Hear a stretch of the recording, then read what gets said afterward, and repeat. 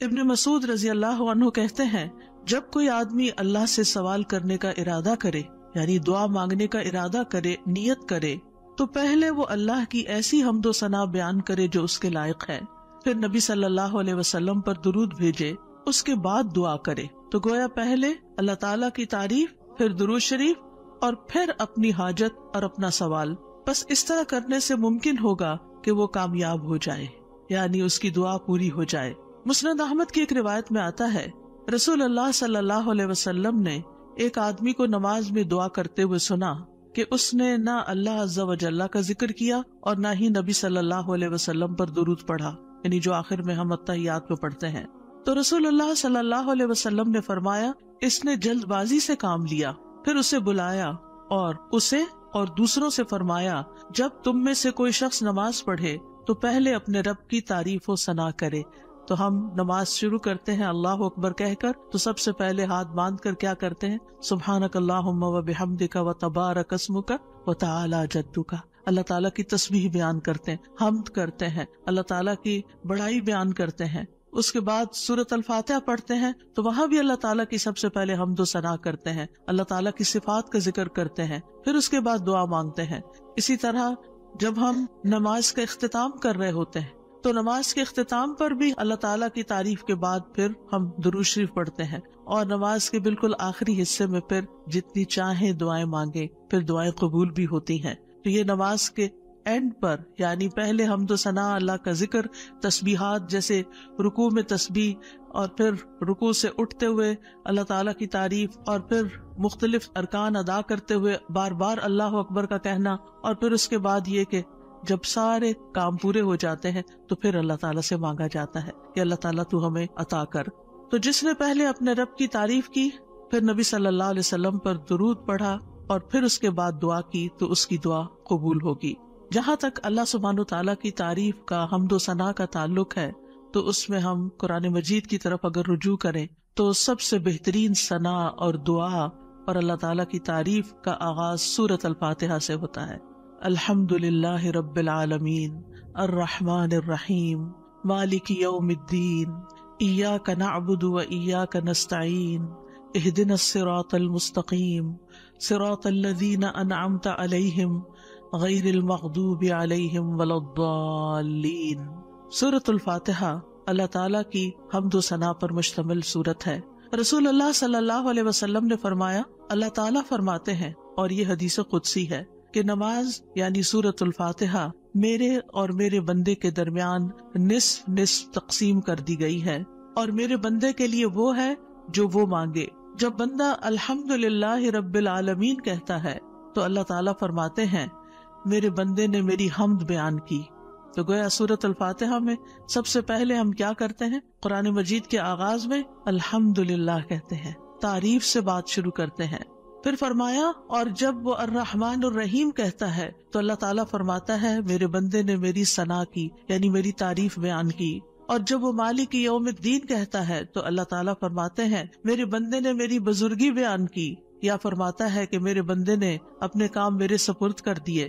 اور جب وہ ایاک نعبد و ایاک نستعین کہتا ہے تو اللہ تعالیٰ فرماتا ہے یہ میرے اور میرے بندے کے درمیان ہے، اور میرے بندے کے لیے وہ ہے جو اس نے مانگا ہے، میرے بندے کے لیے وہ ہے جو اس نے مانگا ہے۔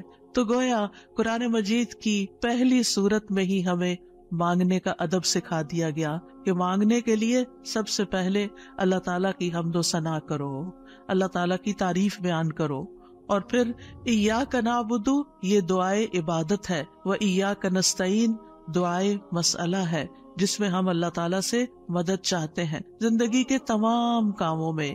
اور پھر جب بندہ اہدنا الصراط المستقیم آخر تک کہتا ہے تو اللہ تعالیٰ فرماتا ہے یہ میرے بندے کے لیے ہے، اور میرے بندے کے لیے وہ ہے جو اس نے مانگا۔ اور یہاں ایک اور بات قابل غور ہے کہ مانگنے کی چیزوں میں سب سے پہلی چیز ہدایت ہے، رہنمائی ہے، دین کے معاملات میں بھی، دنیا کے معاملات میں بھی۔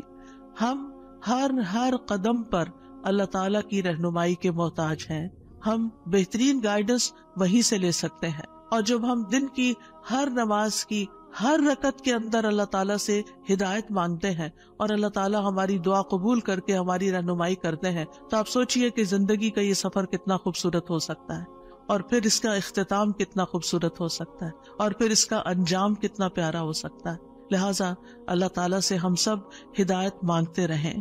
اور ویسے بھی آپ دیکھیں کہ سورۃ الفاتحہ پڑھنے کے بعد جو دعا کی جاتی ہے وہ دعا قبول ہوتی ہے، یعنی یہ قبولیت دعا کی بھی علامت ہے۔ ابن عباس کہتے ہیں کہ اس دوران کے جبریل علیہ السلام نبی صلی اللہ علیہ وسلم کے پاس بیٹھے ہوئے تھے کہ اچانک انہوں نے اوپر سے ایک آواز سنی تو آپ نے اپنا سر اٹھایا۔ جبریل علیہ السلام نے فرمایا کہ یہ آسمان کا ایک دروازہ ہے جسے صرف آج کے دن کھولا گیا ہے، اس سے پہلے کبھی نہیں کھولا گیا تھا۔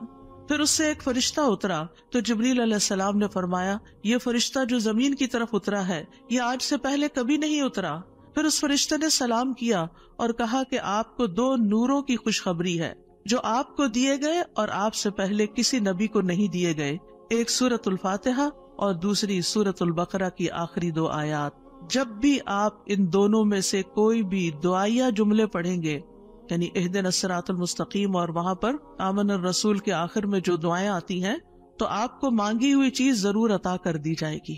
تو اس لیے سورۃ الفاتحہ پڑھ کے بھی آپ دعا شروع کر سکتے ہیں، اور اسی طرح آمن الرسول جب پڑھیں اس وقت کی دعائیں بھی توجہ سے، اور اس کے ساتھ مزید دعائیں بھی، یعنی یہ دعا تو ہم مانگیں گے ہی اہدنا الصراط المستقیم۔ اور پھر آپ دیکھیے جب ہم پریشان ہوتے ہیں، ہم فکر مند ہوتے ہیں، ہم بیمار ہوتے ہیں، تو اس موقع پر بھی ہمیں رہنمائی کی ہی ضرورت ہوتی ہے کہ اب اس مسئلے کے حل کے لیے، اس بیماری کے علاج کے لیے، اس مشکل سے نکلنے کے لیے ہم کیا کریں۔ پھر اللہ تعالیٰ راستہ دکھا دیتا ہے اور ہم اس راستے کو اختیار کرتے ہیں اور اس مشکل سے باہر آ جاتے ہیں۔ تو اس لیے انسان کو ان دونوں چیزوں پر پورا اعتماد ہونا چاہیے۔ اور پھر آپ دیکھیے کہ حمد ہوتی کیا ہے؟ حمد اصل میں اللہ تعالیٰ کی تعریف کے لیے لفظ استعمال ہو رہا ہے یہاں پر، یعنی محبت اور تعظیم کے ساتھ اللہ تعالیٰ کا کامل وصف بیان کرنا، اللہ تعالیٰ کی تعریف بیان کرنا، کیونکہ اللہ تعالیٰ اپنی ذات، اپنی صفات، اپنے افعال، یہ 3 لفظ یاد رکھیے گا، اپنی ذات، اپنی صفات اور اپنے افعال یعنی کاموں میں کامل ہے، پرفیکٹ ہے۔ اس کے علاوہ کوئی اور ایسا نہیں کہ جس کے اندر کمال ہو، یہ کمال صرف اللہ تعالیٰ کے لیے ہے۔ اس لیے تعریف بھی اللہ ہی کی، وَلِلَّهِ الْحَمْدُ رَبِّ السَّمَاوَاتِ وَرَبِّ الْأَرْضِ رَبِّ الْعَالَمِينَ، کہ سب تعریف اللہ ہی کے لیے ہے جو آسمانوں کا رب ہے، زمین کا رب ہے اور سارے جہان والوں کا رب ہے، کیونکہ اسی نے سب کو پیدا کیا، زمین و آسمان اور جو کچھ ان کے بیچ میں ہے۔ اور پھر یہ کہ ہر نعمت جو ہمیں ملی اسی کی طرف سے، سب چیزوں کو پیدا کرنے والا خالق وہ، ہمارا بھی خالق وہ، اور پھر اس کے بعد ہمارا مالک بھی وہ، ہمارا رازق بھی وہ، جو کچھ بھی ہمارے پاس ہے وَمَا بِكُم مِّن نِّعْمَةٍ فَمِنَ اللَّهِ، اسی کی طرف سے ہے۔ اس لیے سب تعریف بھی اسی کی، جب سب کچھ دیا اس نے تو پھر شکر بھی اسی کا ادا کرنا چاہیے۔ اور پھر آپ دیکھیے کہ ہدایت کا سبب جو کتاب اللہ ہے وہ بھی اللہ نے ہمیں دی، لہٰذا اس پر بھی اللہ تعالیٰ کی تعریف۔ تو اللہ تعالیٰ نہ صرف یہ کہ دنیا میں بلکہ آخرت میں بھی تعریف کا حقدار ہے۔ الحمدللہ الذی لہ ما فی السماوات وما فی الارض وَلَهُ الْحَمْدُ فِي الْآخِرَةِ وَهُوَ الْحَكِيمُ الْخَبِيرُ، سب تعریف اللہ کے لیے ہے کہ جو کچھ آسمانوں میں ہے اور جو کچھ زمین میں ہے سب اسی کا ہے، اور آخرت میں بھی سب تعریف اسی کے لیے ہے، وہی کمال حکمت والا، ہر چیز کی خوب خبر رکھنے والا ہے۔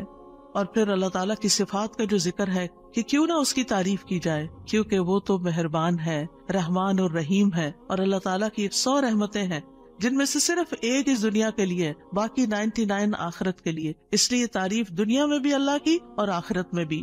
اور پھر مالک یوم الدین بھی وہی ہے کہ جس دن ہمارے اعمال کا فیصلہ ہوگا، اس لیے تعریف اسی کی کہ اس نے یہ فیصلہ اپنے ہاتھ میں رکھا ہے، اور پھر ہم اسی کی عبادت کرتے ہیں۔ جس رب کی اتنی صفات ہو پھر اس کی عبادت کیوں نہ کی جائے، اور اسی سے ہم مدد چاہتے ہیں، اور سب سے پہلے ہدایت چاہتے ہیں، اور پھر انعام یافتہ لوگوں میں شامل ہونا چاہتے ہیں، ان لوگوں میں نہیں جن پر رب ناراض ہے، اور ان میں بھی نہیں کہ جو بھٹکے ہوئے لوگ ہیں۔ تو سورۃ الفاتحہ میں جہاں دعا کا ادب بیان ہو رہا ہے وہاں اللہ تعالیٰ کی صفات کا بھی ذکر ہے، کیونکہ فَلِلَّهِ الْأَسْمَاءُ الْحُسْنَى فَادْعُوهُ بِهَا، سب اچھے اچھے نام اللہ کے ہیں، لہٰذا ان ناموں کے ساتھ اس کو پکارو، یعنی اس کی صفات بیان کر کے، اس کی تعریف کر کے اس کو پکارو۔ نبی صلی اللہ علیہ وسلم جب صبح کے وقت اٹھتے تھے اور تہجد کی نماز شروع کرتے تھے تو اس وقت ہاتھ باندھ کر دعا پڑھتے تھے. یعنی اذا قام من اللیل یتہجد قال، اس وقت کیا پڑھتے؟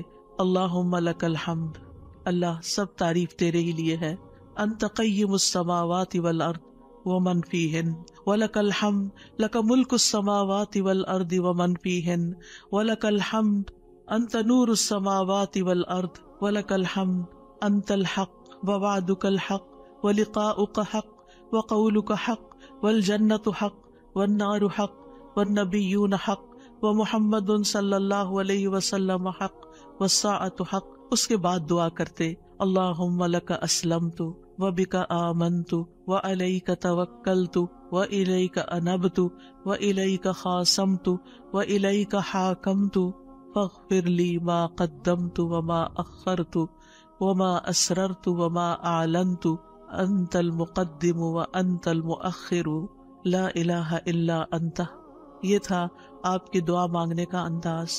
کتنی زیادہ پہلے اللہ تعالیٰ کی تعریف کی اور پھر اس کے بعد اپنا آپ اللہ تعالیٰ کے سپرد کیا، اور آخر میں جو معصوم عن الخطا ہے نبی صلی اللہ علیہ وسلم، جن کی کوئی غلطیاں ہی نہیں، کوئی گناہ ہی نہیں، وہ کیا مانگ رہے ہیں؟ ایک چیز مانگ رہے ہیں، کیا؟ فاغفر لی ما قدمت وما اخرت وما اسررت وما اعلنت. اللہ تو مجھے بخش دے، میرے اگلے پچھلے پوشیدہ اور ظاہری گناہوں کو معاف کر دے. تو ہی پہلے تھا اور تو ہی آخر میں ہوگا، تیرے سوا کوئی معبود نہیں. نبی صلی اللہ علیہ وسلم کے تہجد کے وقت کی اس دعا سے ہمارے لیے سیکھنے کی کیا بات ہے کہ دعا کا ایک بڑا حصہ کس پر مبنی ہونا چاہیے؟ اللہ تعالیٰ کی تعریف پر مبنی ہونا چاہیے. لیکن ہم نے کبھی یہ دعا کا سلیقہ سیکھا ہی نہیں، اللہ تعالیٰ کی یہ تعریف کبھی اس طرح کی ہی نہیں. ہمیں صرف اپنا آپ ہی یاد رہتا ہے، صرف اپنے مسائل یاد رہتے ہیں، صرف اپنی پریشانیوں کا ذکر رہتا ہے. اللہ تعالیٰ کی حمد و ثنا ہم بھولے رہتے ہیں. اور پھر یہ کہ اللہ سبحانہ و تعالیٰ کی حمد و ثنا کا حق ادا نہیں ہو سکتا جتنی بھی ہم کریں. اس لیے جو اللہ کے پیارے بندے ہوتے ہیں وہ اللہ تعالیٰ کی حمد و ثنا میں زیادہ وقت لگاتے ہیں. تو آج سے جو سیکھنے کی بات ہے، جو ٹیک ہوم میسج ہے، وہ یہ کہ ہم اگر چاہتے ہیں کہ اللہ تعالیٰ ہماری مشکلات آسان کرے، ہمیں بخش دے دنیا میں بھی اور آخرت میں بھی، تو پھر اللہ کی تعریف بیان کریں، اللہ کی توحید بیان کریں، اللہ تعالیٰ کی حمد بیان کریں، اللہ تعالیٰ کی تکبیر بیان کریں، اللہ تعالیٰ کی تسبیح بیان کریں. اور پھر ہم دیکھتے ہیں کہ قیامت کے دن اللہ تعالیٰ نبی صلی اللہ علیہ وسلم کو سفارش کرنے سے پہلے اپنی حمد سکھائیں گے. یعنی ایک تو دنیا کے دعائیں ہیں نا جو دنیا میں ہم مانگتے ہیں، اور آخرت میں اس بات کی دعا کہ اللہ تعالیٰ آپ حساب کتاب قائم کر دیں، یہ بھی ایک دعا ہوگی نا. یہ سفارش ایک دعا ہے، لیکن اس سفارش سے پہلے کیا ہوگا؟ یعنی قیامت کے دن جب لوگ پریشان ہوں گے، انبیاء کے پاس جائیں گے تو انبیاء ان کو آگے بھیجتے جائیں گے حتیٰ کہ لوگ محمد صلی اللہ علیہ وسلم کے پاس آئیں گے. تو حدیث میں آتا ہے کہ وہ کہیں گے تم سب محمد صلی اللہ علیہ وسلم کے پاس جاؤ، اللہ نے ان کے اگلے پچھلے سب گناہ معاف فرما دیے ہیں. تو وہ سب میرے پاس آئیں گے تو میں سب کو لے کر اللہ کی بارگاہ میں حاضر ہونے کی اجازت چاہوں گا. اجازت ملنے پر سجدے میں گر پڑوں گا. عاجزی دیکھیے، ہمبلنس دیکھیے. اور جب تک اللہ چاہے گا میں سجدے میں ہی رہوں گا. یعنی جتنا اللہ پسند کرے گا اتنی دیر میں جھکا ہی رہوں گا. ہمارے سجدے کیسے ہوتے ہیں؟ ٹھونگے مار رہے ہوتے ہیں اوپر نیچے، بس تھوڑی سی ایکسرسائز. حکم ہوگا اے محمد اپنا سر سجدے سے اٹھاؤ، مانگو دیے جاؤ گے، کہو سنا جائے گا، اور سفارش کرو تمہاری سفارش قبول کی جائے گی. میں اپنا سر اٹھاؤں گا اور اللہ کی وہ حمد کروں گا جو مجھے اس کی طرف سے سکھائی جائے گی.